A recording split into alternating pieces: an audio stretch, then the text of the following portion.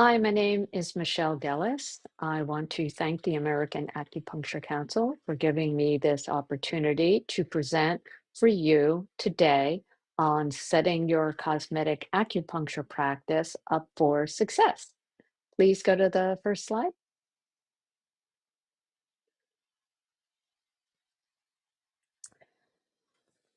So, cosmetic acupuncture practice is very much a growing field in our industry.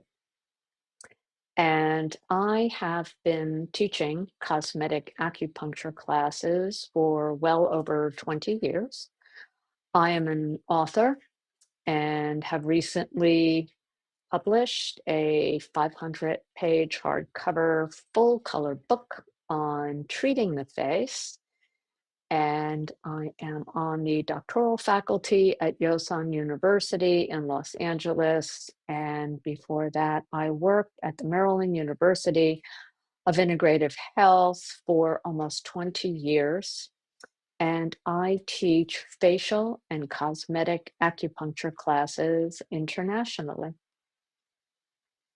Here are some of the classes that I teach, and you can check them out on my website, facialacupunctureclasses.com. So, as you can see, all of these classes have to do with treating the face.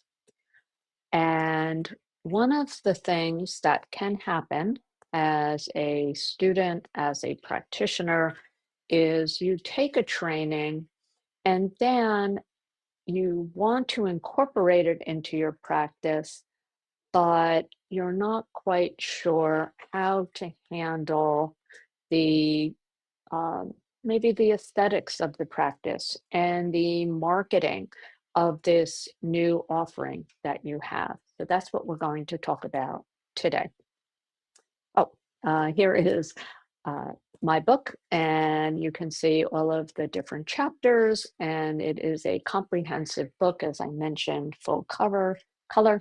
You can also check that out on my website as well.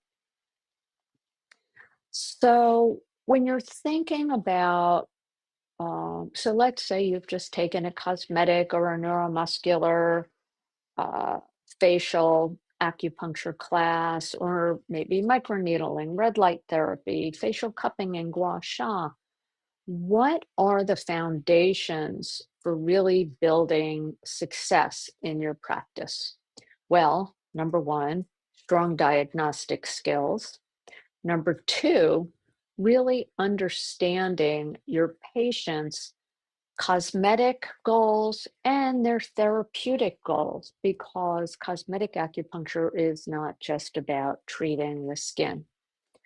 Also, maintaining safety and ethics is very important, especially when you're working with the face. The face is very unique, and um, in my book, I have safety sprinkled throughout the book and ethics, and I teach individual classes on CEU classes on safety and ethics that will satisfy your requirements for your licensure.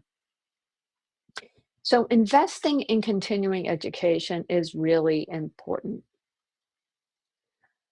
A lot of our patients are getting Botox, fillers, having cosmetic surgery, lasers, and a lot of other procedures done to their face. But there is definitely a shift to more holistic beauty. People are tired of not looking like themselves, not being able to move their faces, looking a little weird. And so, uh, holistic facial care has become extremely popular. It's all over social media.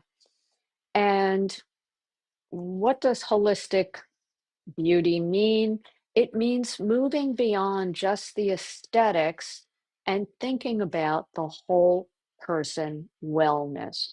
So when I perform cosmetic acupuncture, facial cupping, microneedling, any of these techniques, I always include a full body acupuncture treatment. This will work with the emotions which show up on our faces, which can leave wrinkles and make us look more worried, frightened, or grief stricken than we need to look. Um, Also, sustainable, natural looking beauty is very much in demand now. By offering these services in your practice, you are going to differentiate your practice from other practices, maybe that are just treating pain or other sorts of disease. But how do you get people to come to your practice? Well, first and foremost is your online presence. And your website should be a hub for information and connection, showing your services, your products, of course, your credentials. You can use videos and blog posts, testimonials, and in many places, not everywhere, but in many places, you can use before and after images as a way to show people the effectiveness of your treatments. And weave throughout all of the trainings that I do, and again, throughout my book, I spend a lot of time emphasizing this because it really is very important. So, what are some of these marketing essentials? You have to think about who your target audience would be that you're marketing to. Of course, uh, clients, maybe other acupuncturists, and other professionals that you can partner with. Using your social media, your website, and blog posts or newsletters, and having a consistent branding, so colors and aesthetics that will show up throughout all of the platforms that you're advertising on. Having patient testimonials can really build trust and credibility. Those, along with before and after photos that are taken in the same lighting, in the same position, uh, at that really showcase how well the procedures you're doing work, can really go a long way. And then perhaps having case studies, things that you can share with your patients, maybe in a binder in your waiting room, or with other practitioners that maybe are just doing um, pain or infertility. They don't want to get involved in aesthetics, but they know you are the go to person. Case studies can really help with your marketing and with your um, with your patients. One of the things that I emphasize when I'm teaching is how to set realistic expectations because you never want to overpromise, and learning how to look at the whole person, their lifestyle, their genetics, their health history, both from a TCM and a Western medicine perspective. How much sleep are they getting? Do they smoke? What are they drinking? What are they eating? How much stress do they have? How old are they? How dark is their skin? How thin is their skin? These are all things that are going to play into what sort of um, results they will have. Also, educating them about timelines and realistic outcomes within a certain amount of time. If someone comes to you and they say, I have a wedding next week and I want to look like my photo from when I was 18 and they're 58 years old, they have to understand that's not going to happen. And part of this is experience, and part of this is going to be training. Documenting their goals and any progress that you're making along the way. Sometimes people don't notice these things, and it's up to you to point them out.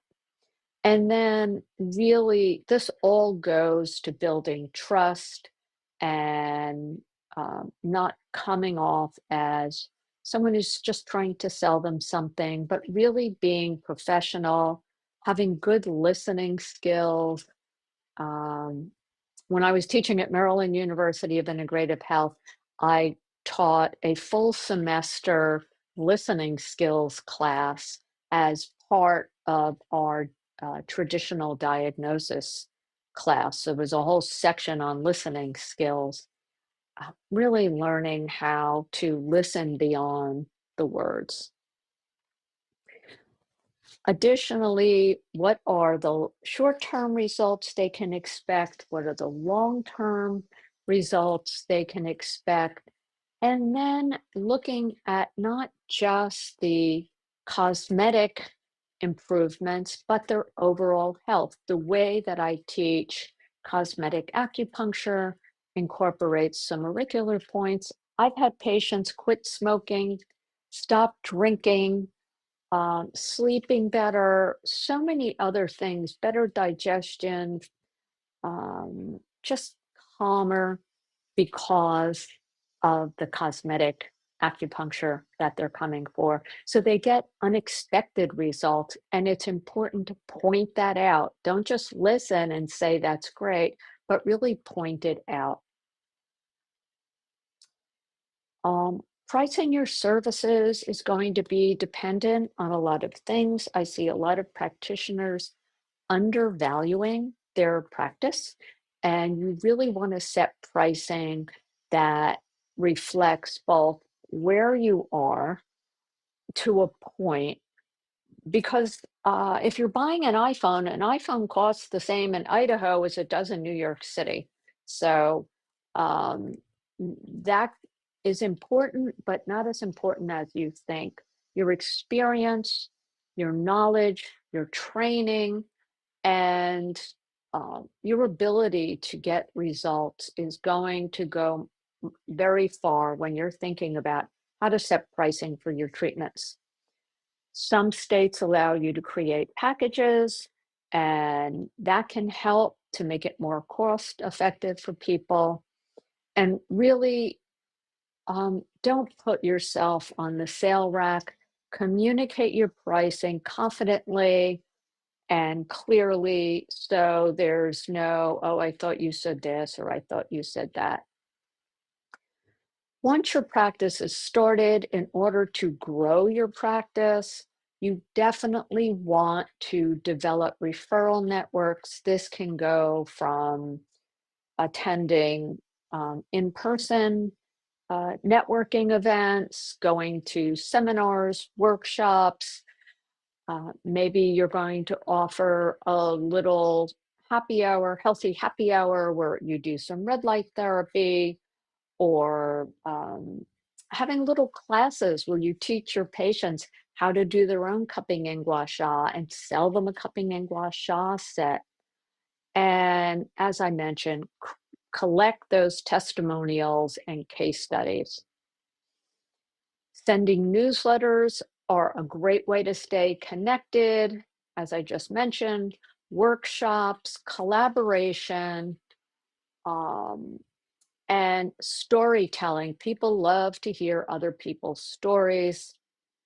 So, in conclusion, the success of your cosmetic and your neuromuscular facial acupuncture practice is going to be built on a strong foundation across audiences: people with acne, people with scars, people with aging, and all sorts of different neuromuscular disharmonies that affect their face, head, and neck. Communication and setting realistic goals are key, and having a business strategy, not just winging it, but having a business strategy will ensure long-term growth. This is how you can find me on social media. I'm under my name on Facebook, and I also have a Facebook group with over 10,000 health professionals and acupuncturists called Facial Acupuncture. On Instagram, you can find me under my name, and my website is facialacupunctureclasses.com. Thank you so much for tuning in, and I'll see you next time.